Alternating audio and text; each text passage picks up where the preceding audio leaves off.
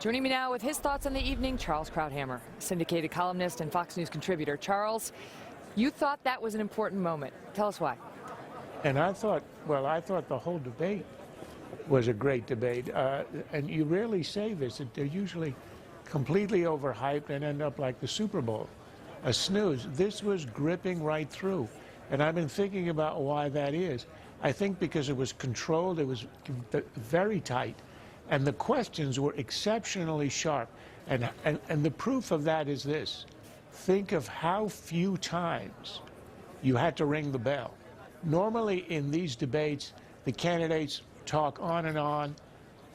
They play their old tape recorders in their heads with the stump speech. There was so many times here where the candidates actually stopped short and left time because the questions were so sharp. They actually wanted to answer and to get away from the question. And and I think as a result of that, the real story is the collapse of Trump in this debate. I thought this before I saw the Luntz group, but I think it's reinforced. The fact is he was out of place.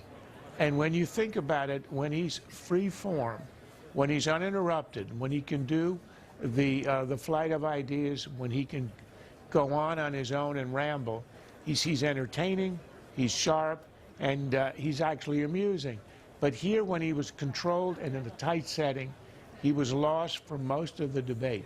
And I think it showed that he was in a group of professional politicians whom he mocks, and yet they, as a group and individually, were able to handle it and to be sharp and persuasive most of the time, but they left him out in the cold.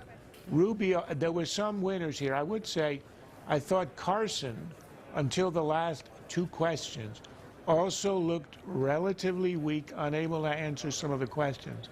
But his closing statement was a brilliant one, and I think it redeemed his evening.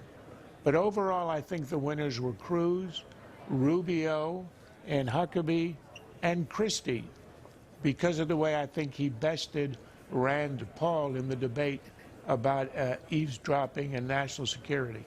That thing you showed of Rubio, I thought, was the best expression of his campaign, and it was the best way to take on Hillary. The other striking thing is how little she came up in the debate. Obama did to some extent, but she hardly did at all. That I found was remarkable. When you say the collapse of Trump, what specifically do you think went into that? I mean, what specifically did you see tonight in that more controlled environment that you think hurt him?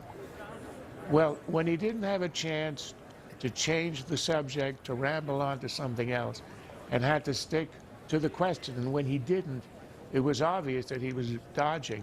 He was testy. He was thin-skinned.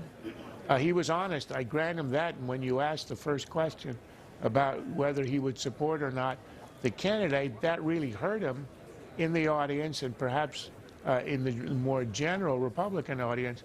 But he didn't flinch, and he was straight to forward about that. But I think when it came to substance, there was no substance. You asked him about General Soleimani, he didn't have a clue. Now, that's a detail. It wasn't a gotcha question. But it showed, I think, that if you're not involved in the issues and you don't study up, as some of the candidates did, and you think that you're above that, it hurts you. And I think it did hurt him. I thought he had a bad night. Whether it'll reflect in the polls, I have no idea. But I thought it was not a night.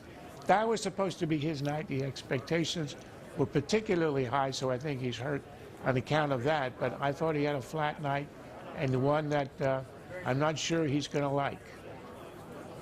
He's probably sending out a mean tweet about you right now, and me too, which he threatened to do. So, well, shore up, my friend, shore up.